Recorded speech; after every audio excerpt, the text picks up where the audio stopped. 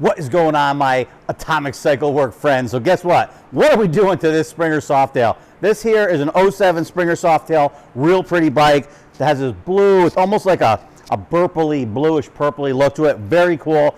And what we did is, if you're local, one of the benefits for being local is you could come to our shop, you could actually have us make this horrible looking foam and we'll actually fit it to you. We'll get you in the right position. A lot of guys are like, I want a cool looking seat and I want it comfortable, so let's talk designs and colors and all that. So, well, hey, you know what? Let's talk about, first we're gonna get you seated in your proper position, then we're gonna make the foam look good.